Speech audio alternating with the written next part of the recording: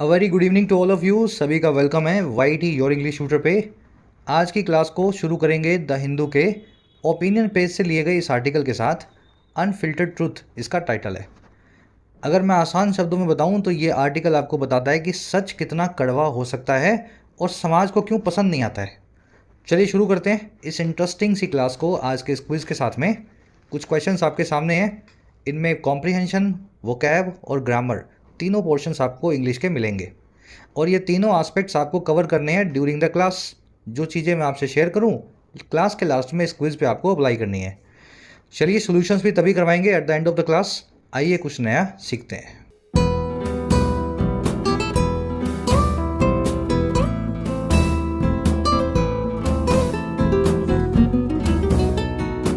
कह रहा है जी अनफिल्टर्ड ट्रूथ। ट्रूथ का मतलब है सच और अनफिल्टर्ड मतलब जिस पे कोई फिल्टर ना लगा गया हो, जो सीधा सीधा हो, साफ हो। कह रहे साफ सच, अनफिल्टर्ड ट्रूथ। और बात कर रहा है रिपोर्टिंग रियलिटी की। रिपोर्टिंग का मतलब है जर्नलिज्म यानी पत्रकारिता। तो पत्रकारिता में जब जब अनफिल्टर्ड ट्रूथ आपको मिलेगा ना, आप थोड़े विचलित होंगे, अनकंफर्टेबल फील करेंगे। लेकिन हमेशा याद रखें, ये अनफिल्टर्ड ट्रूथ आपके सामने आए, यही पत्रकारिता का ऑब्जेक्टिव है।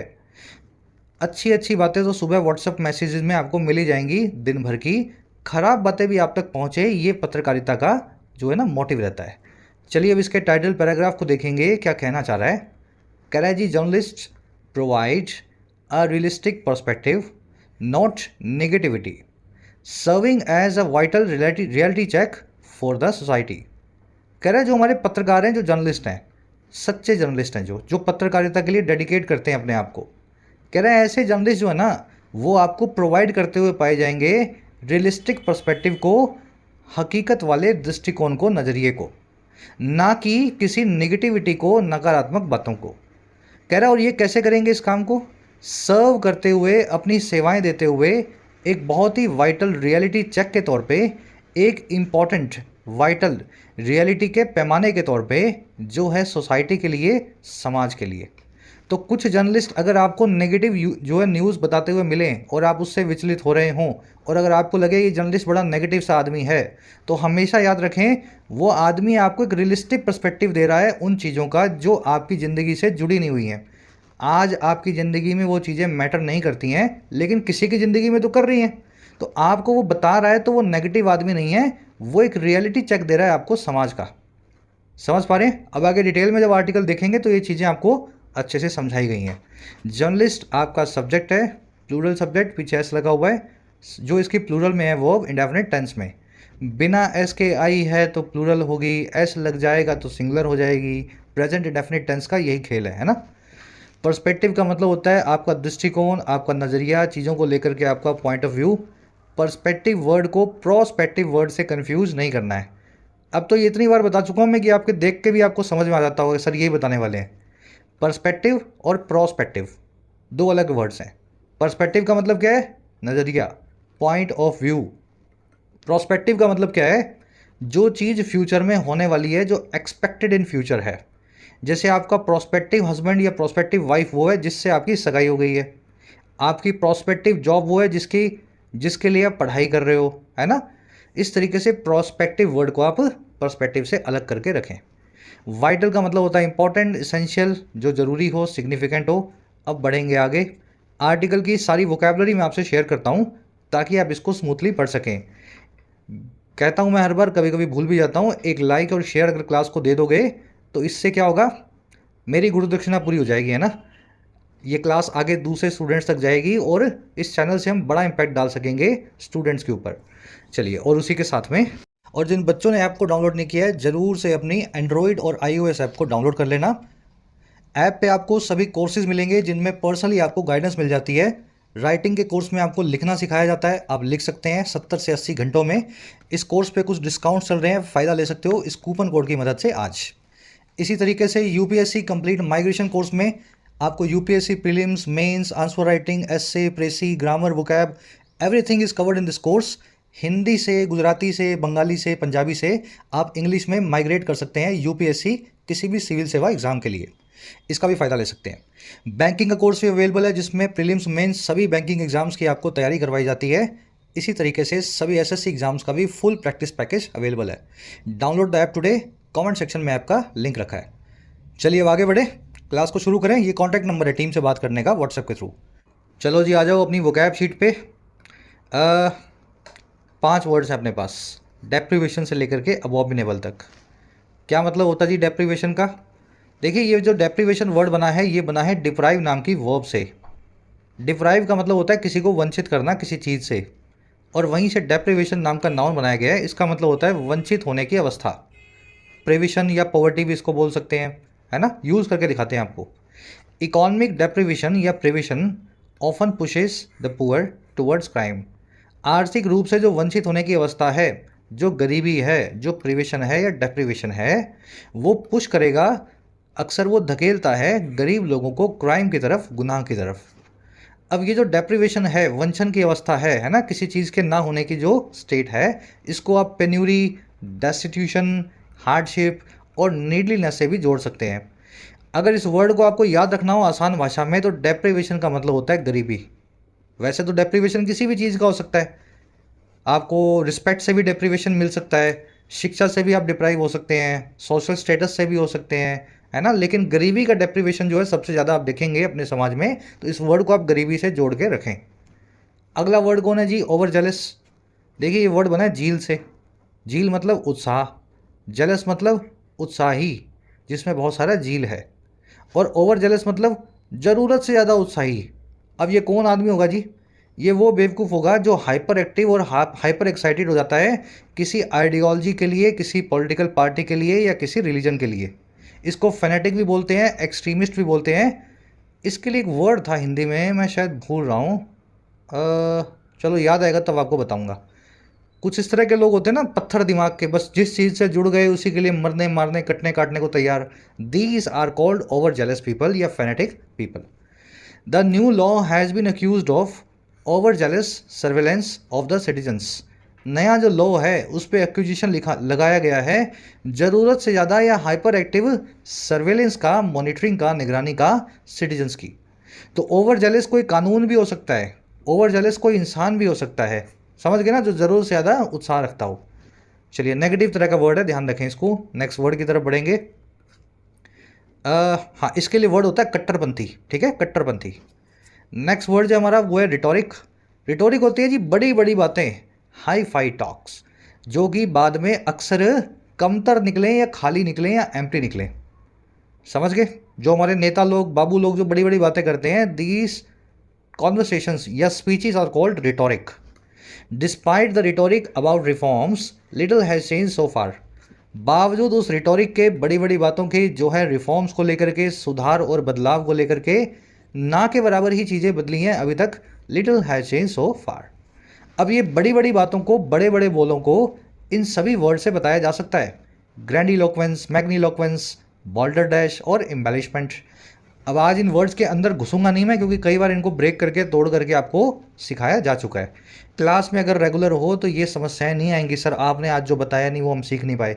जो आज नहीं बताया वो मंगलवार को आ जाएगा, जो मंगल को नहीं आया वो शुक्र को आ जाएगा। ठीक है, वीक में 5 दिन क्लास होती है, कोशिश किया करो लेने की। नेक्स्ट जो अपनी फ्रेजल वर्ब है वो है प्ले डाउन।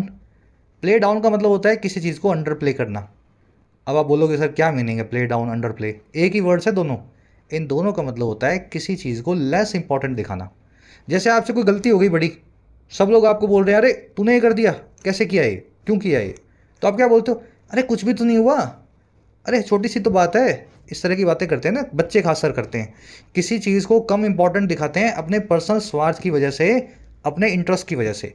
इसी को अंग्रेजी में प्ले डाउन करना या अंडर प्ले करना जो है कहते हैं। The politician try to underplay और play down his role in the scam. Politician ने कोशिश किया कि वो कम करके दिखाए, छोटा बता के दिखाए अपनी भूमिका को स्कैम में यानी घोटाले में।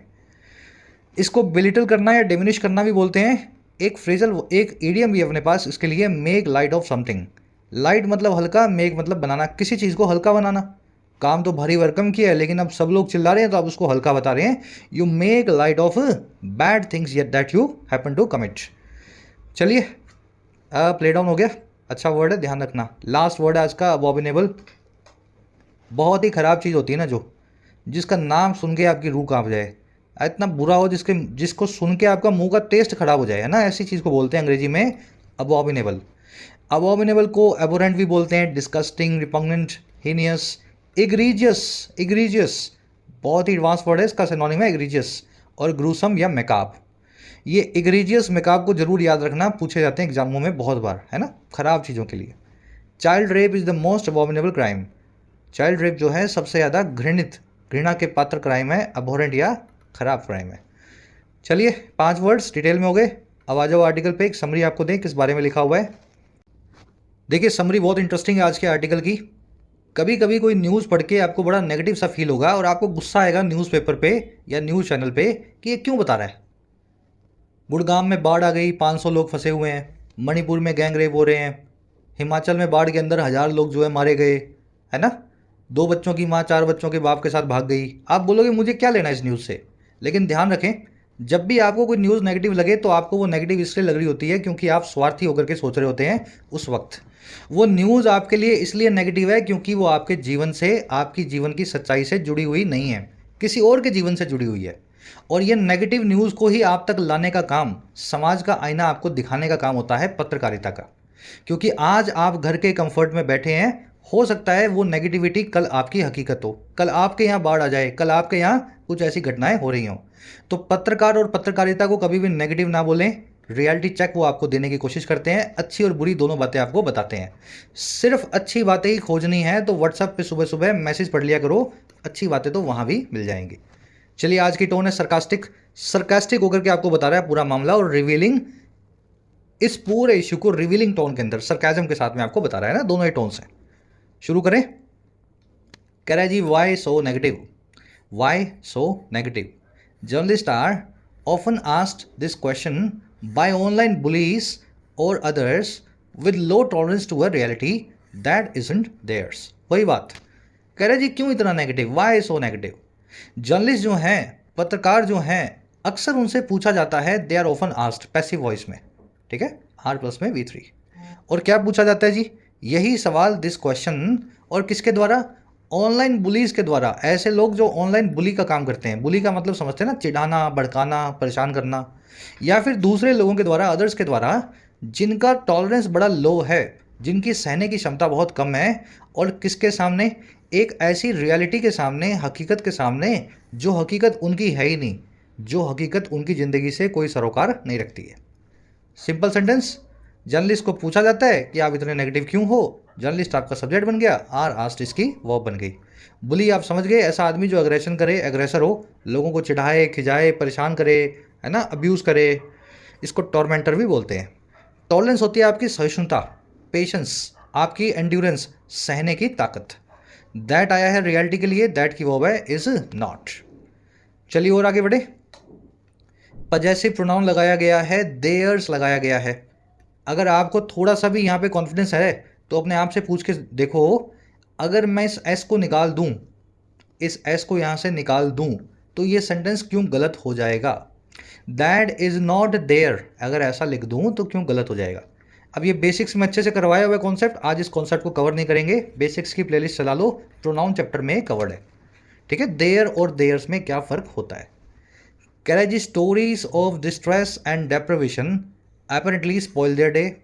कह रहा है जो स्टोरीज हैं डिस्ट्रेस की, लोगों की परेशानी की, और डेप्रिवेशन की यानी कि वंचित होने की, किसी को खाना नहीं मिल रहा, किसी को कपड़ा नहीं मिल रहा, किसी को शिक्षा नहीं मिल रही। कह रहा है एपरेंटली या जाहिर तौर पे ऐसी कहानियाँ स्पॉइल कर देती है इन लोगों के दिन को, जिन लोगों को हकीकत का बहुत कम टॉलरेंस है ना, उनका पूरा दिन खराब हो जाता है ऐसी कहानियाँ पढ़ के। स्टोरीज की वर्ब है स्पॉइल, स्पॉइल का मतलब होता है खराब करना, इसको आप रूइन करना भी बोलते हैं, RUIN। कह रहे जी agreed, reading about someone's misery is hardly reassuring. कह रहे हम भी एग्री करते हैं इस बात से कि जो रीड करने का काम है, पढ़ने का काम है, किसी की मिजरी के बारे में, किसी आदमी की परेशानी के बारे में, डिस्ट्रेस के बारे में, वो हार्डली ही रीअश्योरिंग होगा, बड़ा मुश्किल ही वो चीज़ आपको अश्योर करने वाली या भरोसा दिलाने वाली या कॉन्फिडेंस लाने वाली होगी, है ना। किसी दूसरे आदमी की मिजरी को पढ़ोगे तो आपको बुरा ही फील होगा। तो कह रहे हम भी इस बात को मानते हैं, अग्रीड। रीडिंग की वर्ब है इस। अग्रीड का मतलब ही होता है इस फ्रेज का वी एग्री, ऐसा लिखने की जरूरत नहीं है वी एग्री, है ना, अंग्रेजी में ऐसा लिख दो अग्रीड और कॉमा लगा दो, इसका मतलब है हम मानते हैं इस बात को। कह रहा है जी इसलिए होता क्या है, so over jealous sidekicks are quick to launch social media attacks on journalist who project a negative image of their land और लीडर। कह रहा है इसलिए कट्टरवादी जो साइड किक्स हैं, देखो साइड किक वर्ड को बड़े अच्छे तरीके से समझा सकता हूँ मैं, लेकिन हिंदी में बताऊंगा ना आसान भाषा में तो याद रहेगा। साइड किक का मतलब होता है चमचा। अब इसको अंग्रेजी में कंपेनियन बोल देते हैं, पार्टनर बोल देते हैं, असिस्टेंट बोल देते हैं, लेकिन क्या चमचा है ना, किसी पार्टी का, किसी रिलीजन का। कह रहा है इसलिए कट्टरवादी जो चमचे होते हैं वो बड़े जल्दी होते हैं, क्विक होते हैं किस काम में, लॉन्च करने में सोशल मीडिया अटैक्स को जर्नलिस्ट के ऊपर, पत्रकार के ऊपर ही। और कौन से पत्रकार, वो पत्रकार जो दिखाते हैं, प्रेजेंट करते हैं, इलस्ट्रेट करते हैं नकारात्मक छवि को, इमेज को, या तो अपने देश की, अपनी लैंड की, या अपने लीडर की, देश के नेता की। तो देश के बारे में कुछ गलत बता दो, देश के नेताओं के बारे में कुछ गलत बोल दो, तो जो कट्टरपंथी चमचे होंगे 1 मिनट में सोशल मीडिया अटैक उस जर्नलिस्ट पे करना शुरू कर देंगे। साइड किक्स आपका सब्जेक्ट है, आर इसकी वर्ब है, साइड किक समझ गए ना। ओवर जेलस मतलब जो जरूर से जेलस है, फेनेटिक है, कट्टरवादी है। इसके लिए और भी कई सारे वर्ड्स हैं, जैसे जिंगोइस्ट है ना, जिंगोइस्ट।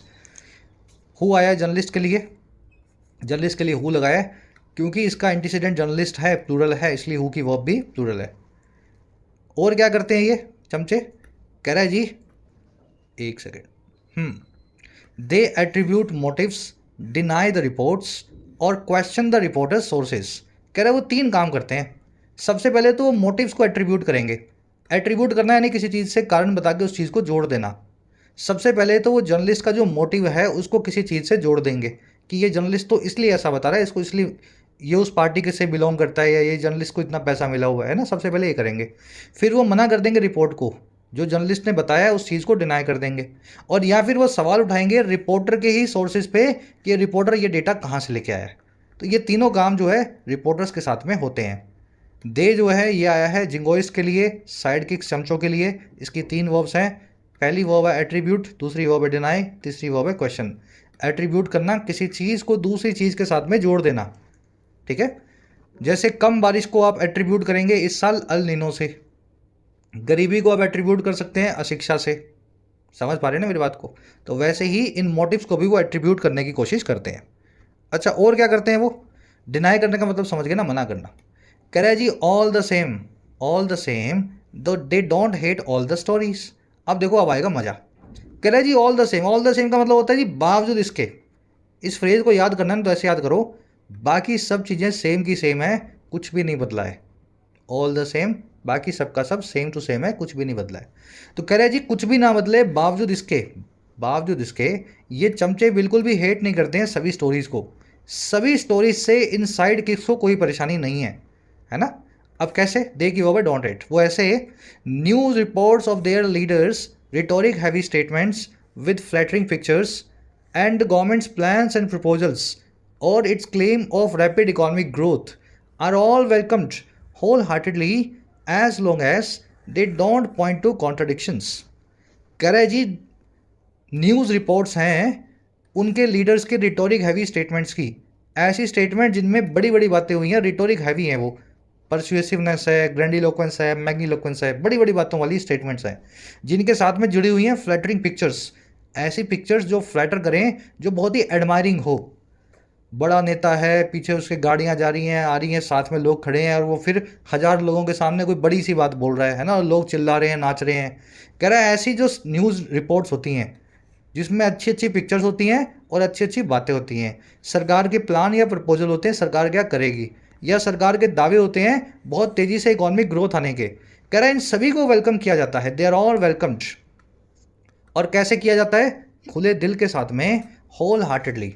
और कब तक, कह रहा है वो भी तब तक ही वेलकम होती हैं एज लॉन्ग एज जब तक वो पॉइंट नहीं करें कॉन्ट्राडिक्शंस की तरफ, आपस में विरोधाभासों की तरफ, या फिर स्क्रूटनाइज ऑफिशियल डेटा, वो स्क्रूटनाइज नहीं करें सरकारी डेटा को। स्क्रूटनाइज करना यानी किसी चीज़ की स्क्रूटनी करना, किसी चीज़ को इन्वेस्टिगेट करना। और या फिर वो हाईलाइट नहीं करें गैप्स को इम्प्लीमेंटेशन में, अमलीकरण में एक प्रोग्राम के, वो दिखाए नहीं उन कमियों को जो किसी स्कीम के इम्प्लीमेंटेशन में सरकार से हुई हैं। अब आ गया सेंटेंस समझ में? तो ऐसी चीज़ें तो पसंद आती हैं इनको खुले दिल से, लेकिन अगर उन चीज़ों में भी कुछ ऐसी बात बोल दे जर्नलिस्ट कि कुछ कॉन्ट्राडिक्शन है, सरकार बोल रही है 7% से ग्रो कर रहे हैं, IMF बोल रहा है 5.5% से ग्रो करेंगे, तो अगर कुछ कॉन्ट्राडिक्शन जर्नलिस्ट बता दे या सरकारी डेटा से ही सवाल पूछ ले कि स्क्रूटनी करने लगे, उसकी इन्वेस्टिगेट करने लगे, या सरकार के इम्प्लीमेंटेशन में गैप्स बताने लगे, तो फिर उनको ये चीज़ें भी पसंद नहीं आती। न्यूज़ रिपोर्ट्स की वर्ब है आर वेलकम्ड पैसिव वॉइस में। दे आया रिपोर्ट्स के लिए, दे की 3 वर्ब्स हैं। They don't point two contradictions, they don't scrutinise official data and they don't highlight gaps. ठीक है, दे प्लूरल है इसलिए दे की तीनों वर्ब्स ही प्लूरल हैं। डोंट से शुरू हो रही है, डज नॉट से नहीं हो रही। कॉन्ट्रडिक्शन होते हैं विरोधाभास, कॉन्फ्लिक्टिंग स्टेटमेंट्स, आपसी डिसएग्रीमेंट है ना, हुआ कुछ और बताया गया कुछ, तो आपस में कॉन्ट्राडिक्टरी हो जाएगा। स्क्रूटनी करना आप समझ गए होंगे, इन्वेस्टिगेट करने को, जांच करने को स्क्रूटनाइज करना कहा जाता है।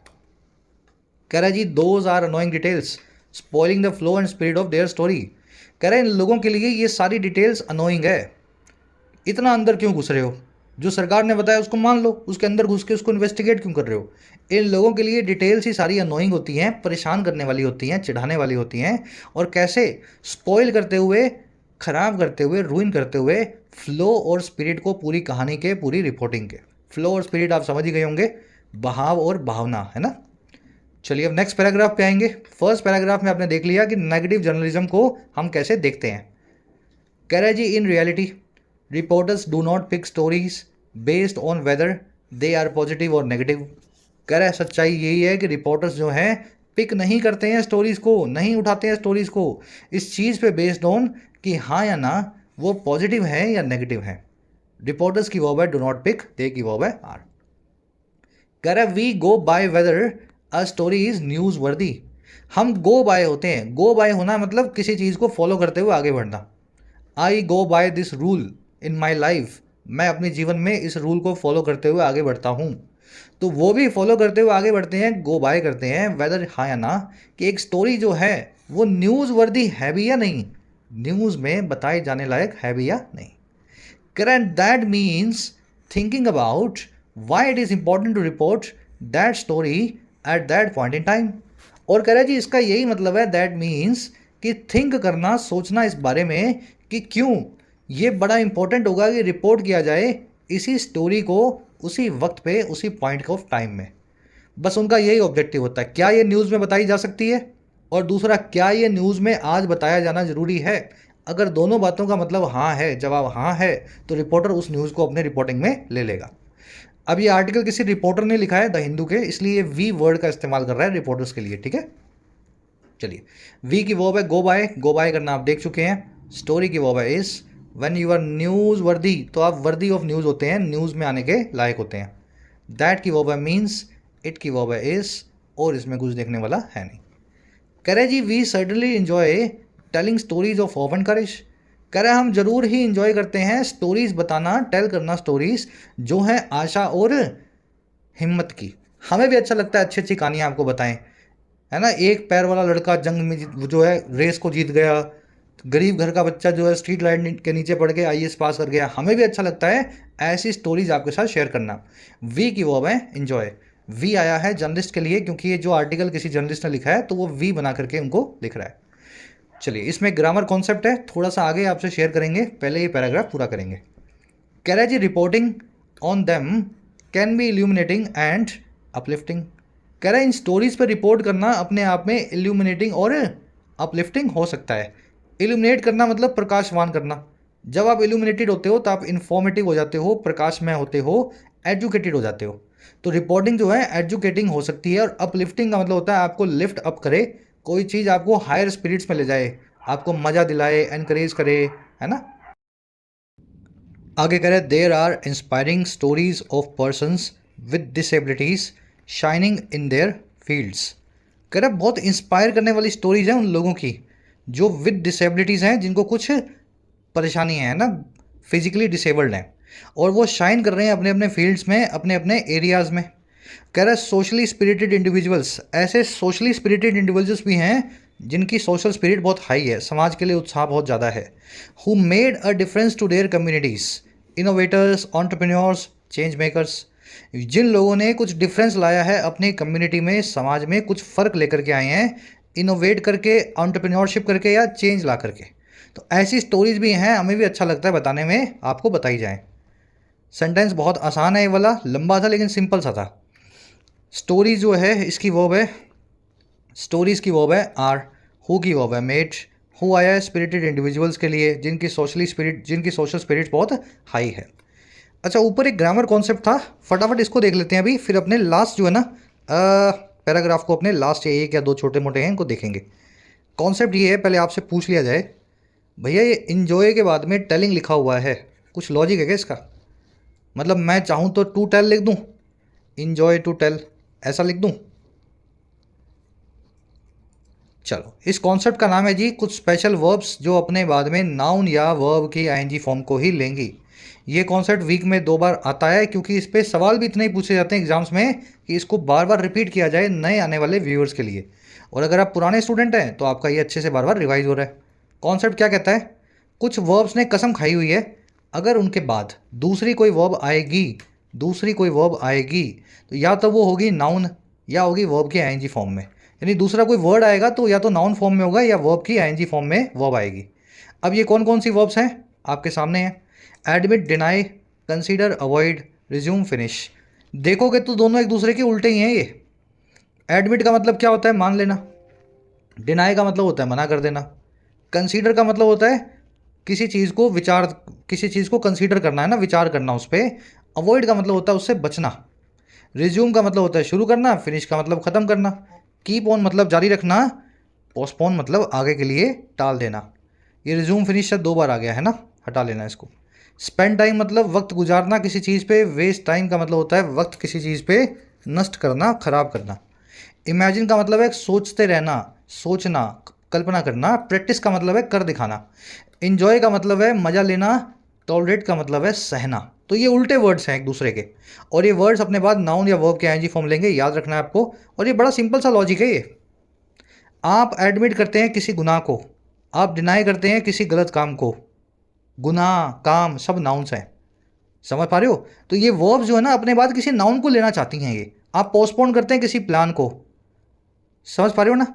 अवॉइड करते हैं किसी चीज़ को। तो जब ये चीज़ें ही अपने बाद लेंगी तो फिर ये वर्ब को भी आईएनजी फॉर्म में लेंगी, क्योंकि वर्ब की आईएनजी फॉर्म नाउन का ही दूसरा रूप है, चीज़ ही बन जाता है।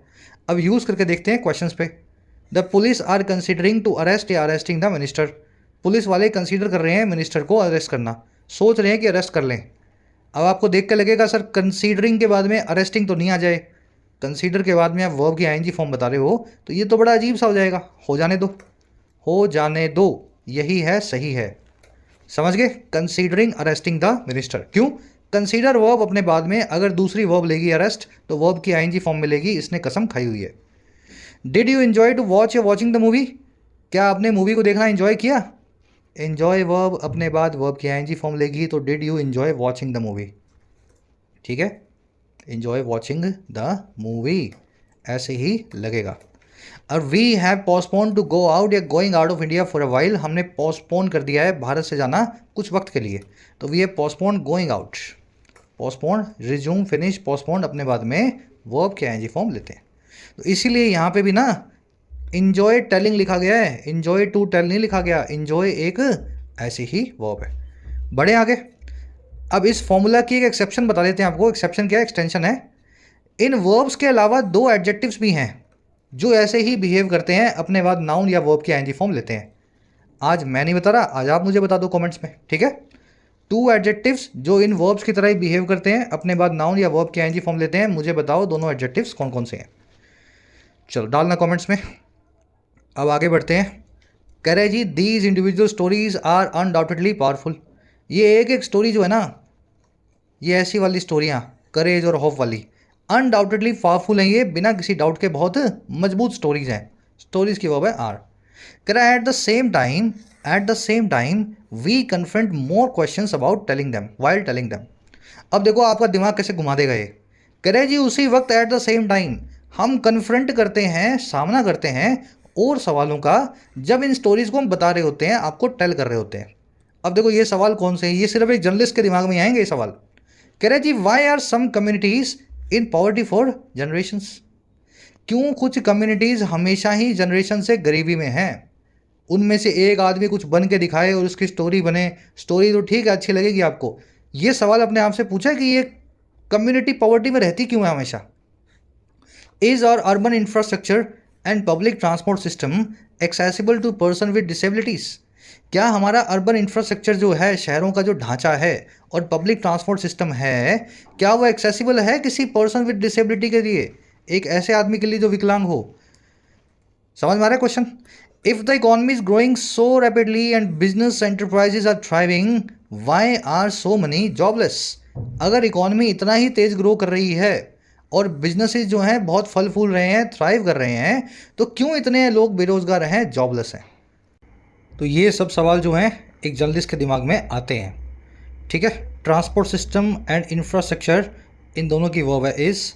दोनों की वर्ब इसलिए है क्योंकि इन दोनों को हमने एक सिंगुलर आइडिया वाला नाउन बना करके रखा है। पब्लिक ट्रांसपोर्ट और अर्बन इंफ्रास्ट्रक्चर दोनों साथ में चलते हैं ना। Bread and butter, cart and carriage, time and tide, science and technology, fishing and swimming, है ना, इस तरह से ड्रिंकिंग एंड ड्राइविंग। तो ये इंफ्रास्ट्रक्चर और ट्रांसपोर्ट सिस्टम को एक ही सिंगुलर आइडेंटिटी वाला नाउन बना करके एंड लगाने के बावजूद हमने इस दिया है वर्ब के तौर पे। अच्छा, इकॉनमी की वर्ब है इज़ ग्रोइंग, एंटरप्राइजेज की वर्ब है आर थ्राइविंग। थ्राइव का मतलब होता है फलना फूलना, प्रॉस्पर करना, ग्रो करना, ब्लॉसम करना, है ना, डेवलप करना। और जॉबलेस की वर्ब है आर। सिंपल सेंटेंसेज हैं, ज़्यादा इसके अंदर घुसने की ज़रूरत नहीं है, मीनिंग निकाल दो इनका आप।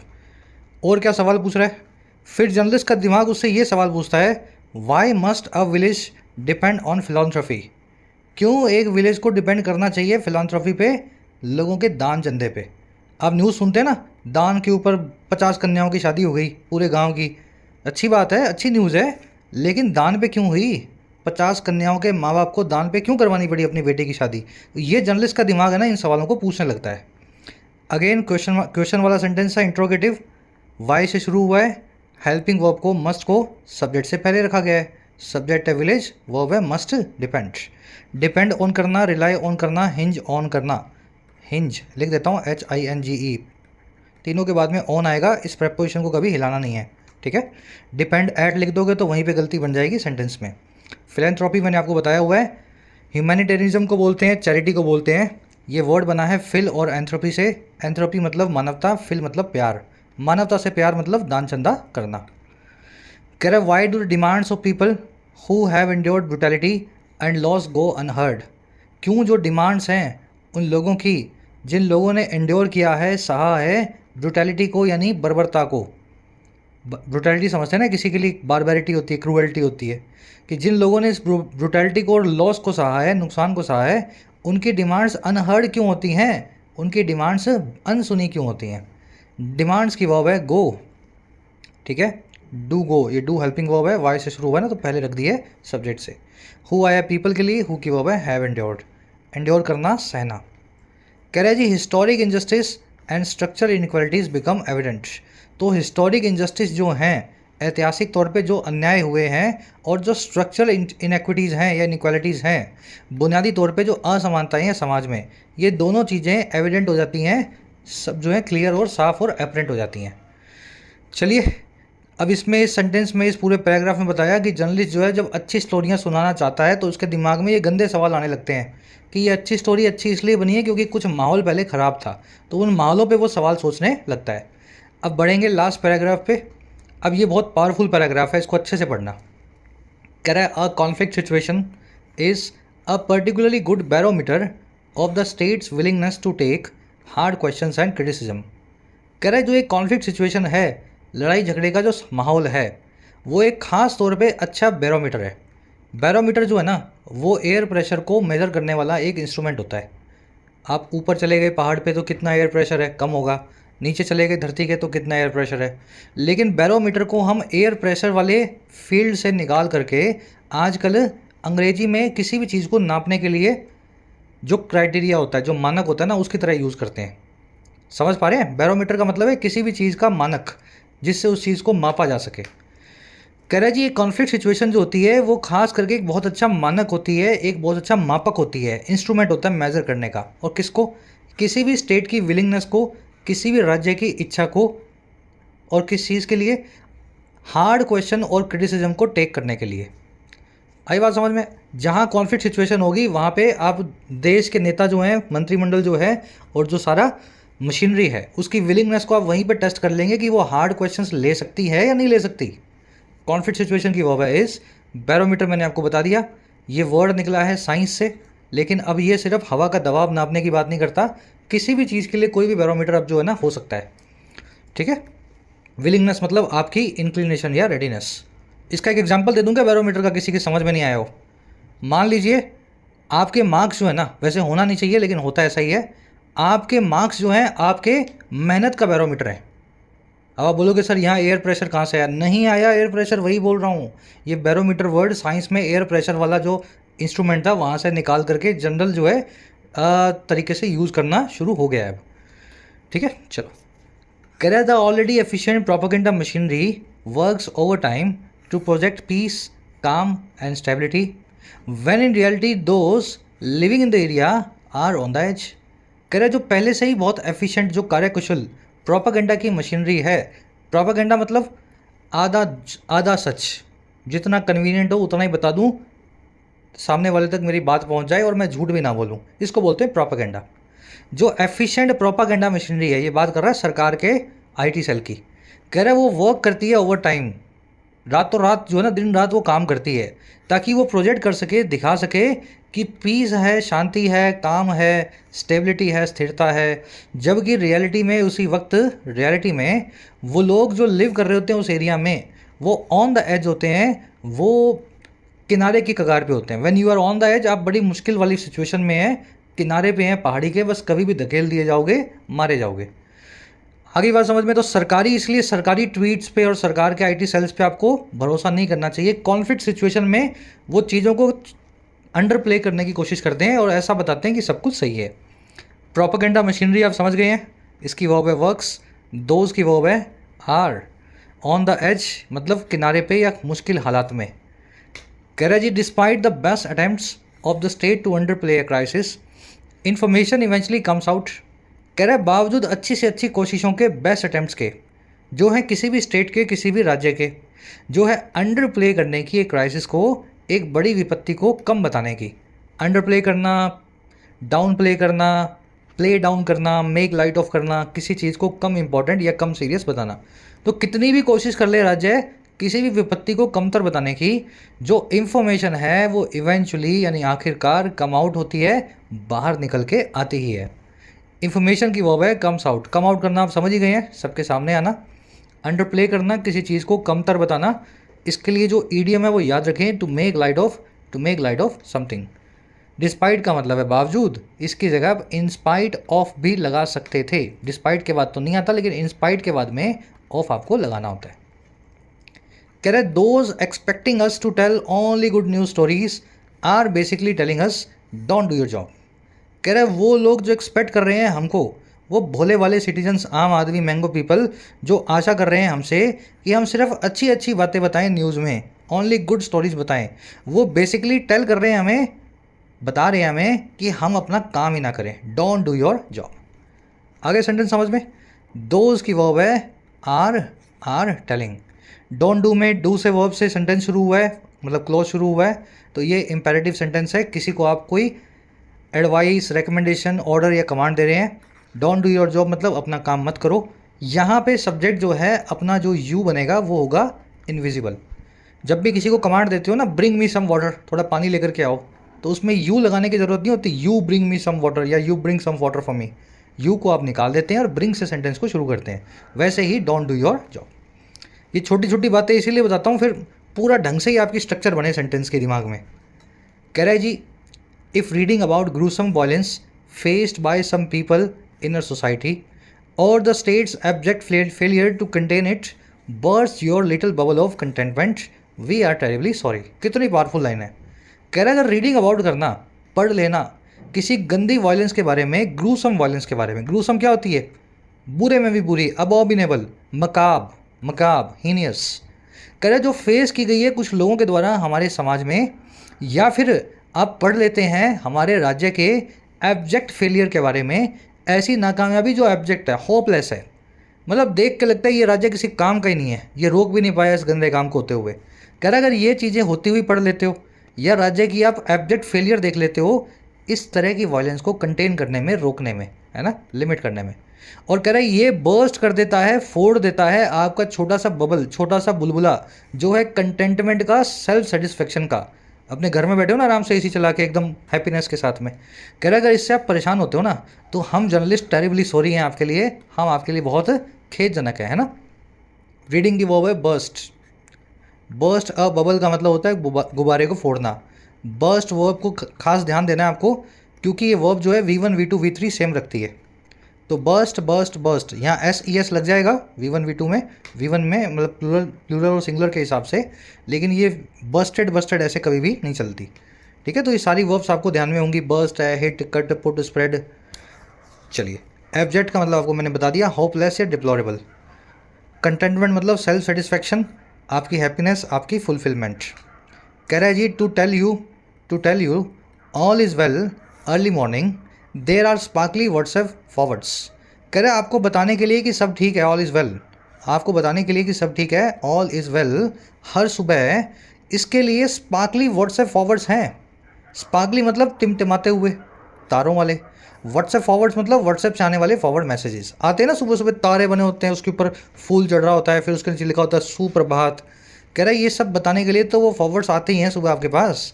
ऑल की वर्ब है इस, फॉरवर्ड्स की वर्ब है आर। ठीक है, स्पार्कली मतलब टिमटिमाते हुए। कह रहा है but for a reality check there is only journalism. कह रहा है लेकिन रियलिटी चेक के लिए, समाज का, हकीकत का आईना देखने के लिए आपके पास सिर्फ जर्नलिज्म है, सिर्फ पत्रकारिता है। जर्नलिज्म की वर्ब है इस। अच्छा आर्टिकल था कि नहीं? बहुत अच्छा लगता है मुझे ऐसे आर्टिकल्स, पर्सनली लगते हैं, इसलिए आपसे शेयर कर लेता हूँ मैं। ये आर्टिकल्स पढ़ने के बाद ही आप अपने दिमाग को मैच्योर बनाने के रास्ते पे ले जाते, ऐसे मैच्योर नहीं होगा लेकिन रास्ता जो है पकड़ लोगे मैच्योरिटी का। अब इसमें जो देखने वाला कॉन्सेप्ट था छोटा सा लास्ट लाइन में, वो मैं आपसे फटाफट शेयर कर लेता हूँ। व्हाट्सएप फॉरवर्ड्स एक नाउन है और उसके लिए स्पार्कली नाम का एडजेक्टिव यूज़ किया हुआ है। व्हाट्सएप फॉरवर्ड्स तो एक नाउन है ना, पीछे एस लगा हुआ देखो, प्लूरल है, लेकिन एडजेक्टिव लगा रखा है स्पार्कली। तो अब ऐसा कब से होने लगा कि एडवर्ब्स जो हैं नाउन्स को मॉडिफाई करने लगे? नहीं समझ आया? चलो समझा देते हैं। स्पार्कली सर एडवर्ब नहीं है, ये एक एडजेक्टिव है। इंग्लिश में बहुत सारे ऐसे एडजेक्टिव हैं जिनके पीछे ly लगता है और आप इनको देख करके कन्फ्यूज हो जाते हो, इनको एडवर्ब समझ लेते हो। ऐसा होता क्यों है? क्योंकि नाउन के आगे ly लगा के एडजेक्टिव बनता है, नाउन के आगे ly लगा के एडजेक्टिव बनता है, और एडजेक्टिव के आगे ly लगा के एडवर्ब बनती है। तो ये स्पार्कली में आपने स्पार्क के आगे ly लगाया है, प्लस में ly, तो बन गया स्पार्कली। स्पार्क का मतलब होता है चिंगारी, स्पार्कली मतलब चिंगारी भरा, टिमटिमाता हुआ। तो ये नाउन के आगे ly लगा हुआ एडजेक्टिव है, इस ly से धोखा ना खाएं। समझ में आ गई बात? अब ऐसे कुछ कॉमन नाउन्स मैंने आपके सामने लिख दिए हैं जिनके आगे अगर ly लगाएंगे तो वो एडजेक्टिव बनेगा, उसको एडवर्ब आपको नहीं मानना है। कुछ क्वेश्चंस भी है नीचे, वो देख लेना, पहले इन नाउन्स को देख लो। मैन से मैनली, वुमेन से वुमेनली, ब्रदर से ब्रदरली, फादर से फादरली, मदर से मदरली, फ्रेंड से फ्रेंडली, लाइफ से लाइवली, टाइम से टाइमली, हेवन से हेवनली, और खावर्ड से खावर्डली, ऑर्डर से orderly. The coward soldier was dismissed from the service. जो खावर्ड सोल्जर है, जो डरपोक सोल्जर है, वो डिसमिस कर दिया गया सर्विस से। अरे भाई कावर्ड तो एक नाउन है, खावर्ड तो एक नाउन है, आपको तो एडजेक्टिव लगाना पड़ेगा सोल्जर के लिए, तो आप क्या लिखेंगे? Cowardly soldier. ठीक है, ऐसे सही करना है इसको। Those who come timely will be allowed to appear in the interview. वो लोग जो टाइम से आते हैं वो इंटरव्यू में अलाउ किए जाएंगे अपीयर करने को। टाइमली ये बना है टाइम से, टाइम एक नाउन है, टाइमली एक एडजेक्टिव है। तो टाइमली का मतलब क्या हो जाएगा यहाँ पे आपको एडवर्ब चाहिए ना। जो लोग टाइम से आते हैं, देरी से आते हैं, वक्त से पहले आते हैं, वक्त से बाद में आते हैं, वर्ब के लिए एक टाइम बताने के लिए एडवर्ब ऑफ टाइम की ज़रूरत है। एडजेक्टिव से काम ना चल पाएगा, इस टाइमली एडजेक्टिव से ना हो पाएगा। तो क्या लिखूँ मैं? Those who come in a timely manner. ठीक है, या those who come on time ऐसा भी लिख सकते हो, या इन अ टाइमली मैनर ऐसा भी लिख सकते हो। एडवर्ब आपको बनानी पड़ेगी, एडजेक्टिव से काम नहीं चलेगा। थर्ड वाले में देख लो, the children were laughing and dancing lively. बच्चे जो लाफ कर रहे थे, नाच रहे थे, हंस रहे थे, बड़े जिंदा दिल तरीके से। लाइवली, लाइफ एक नाउन है, इससे लाइवली नाम का एडजेक्टिव बनता है। आपको यहाँ चाहिए एडवर्ब, एडवर्ब आपने लगाई नहीं हुई, तो क्या करना है? Children were laughing and dancing in a lively manner. ठीक है, तो इन एडजेक्टिव्स को एडवर्ब बनाने के लिए आपको इन अ मैनर के बीच में इनको फिक्स कर देना है। जैसे फिक्स करोगे ये एडवर्ब फॉर्मूले जो है अपनी ले लेंगे। चलिए, कॉन्सेप्ट आपकी समझ में आ गया होगा, बड़ा आसान सा है। ये सारे जो अपने नाउन्स हैं और इनके जो एडजेक्टिव्स बनाए हैं आपके सामने, इनको नोट कर लेना, स्क्रीनशॉट ले लो, कॉपी पे नोट कर लो। क्वेश्चंस इस पे आपको ढेर सारे मिलेंगे। अब जल्दी से बढ़ेंगे अपने क्विज की तरफ। What is the central message conveyed by the passage? इस पैसेज में सबसे मुख्य जो सेंट्रल मैसेज है वो क्या है? बहुत ही सिंपल से 4-5 मैंने ऑप्शंस आपके लिए बनाए हैं। हिंदी का मीनिंग निकालोगे तो सही आंसर अभी मिल जाएगा। मैं करवा दूंगा तो फिर कोई मतलब नहीं है। पढ़ा भी मैं दूं, क्विज भी मैं बना दूं, सोल्व भी मैं कर दूं, पेपर भी मैं दे आऊँगा, नहीं हो पाएगा ना ऐसे। अपने आप से मीनिंग निकालो और इस वीडियो के फर्स्ट कमेंट में, बिल्कुल नीचे जाओ अभी, फर्स्ट कमेंट में आपको आंसर रखा हुआ है, वहाँ से मैच करो। सेकंड में पूछा है जी, इनमें से कौन सा सिनेरियो जो है वो सबसे अच्छे तरीके से रिप्रेजेंट करेगा एक जर्नलिस्ट की प्राथमिकता को या प्रायोरिटी को किसी न्यूज़ स्टोरी को रिपोर्ट करने के लिए? या अगर आसान भाषा में बोलूँ तो इन चारों पांचों में से कौन सी ऐसी न्यूज़ है जो किसी भी सच्चे जर्नलिस्ट को सबसे पहले लेनी चाहिए, फर्स्ट ऑफ ऑल? ठीक है, देख लो क्या न्यूज़ है। पाँच में से एक को निकालना है।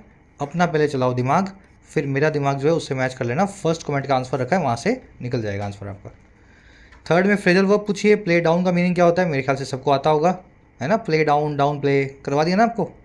चौथे में पूछा जी, हाई फाई टॉक जो एम्प्टी निकले उसके लिए क्या वर्ड है? वन वर्ड बताना है। ऑफ कोर्स ये भी आपको आता है। पाँचवें में ईडियम पूछिए, मेक लाइट ऑफ समथिंग, ये भी करवा दिया आपको, है ना, आती है ना। फिर छवें में एक एडवांस्ड वर्ड पूछा है, एग्रीजियस, इसका सिनोनिम क्या होगा? डेप्रिवेशन होगा, मिकाब होगा, फिनेटिक होगा, या मेक लाइट ऑफ, ये वाली ईडियम होगी। थोड़ा सा मुश्किल है लेकिन ये भी करवाया था आपको, शुरू में एक वोकैब वाली शीट में वर्ड आया हुआ है। आंसर्स निकालो, मेरे वाले से मैच करो। सातवें आठवें में 2 एरर्स मिलेंगी। एक एरर आपको मिल सकती है इस वर्ड के आसपास या इस वर्ड की वजह से, और दूसरी एरर आपको मिल सकती है इस वर्ड के आसपास या इस वर्ड की वजह से। मुलाकात लेंगे नेक्स्ट पार्ट में, नेक्स्ट क्लास में। एक लाइक और एक शेयर अगर क्लास को देंगे तो बहुत अच्छा लगेगा, हमें भी आपको भी। Until then.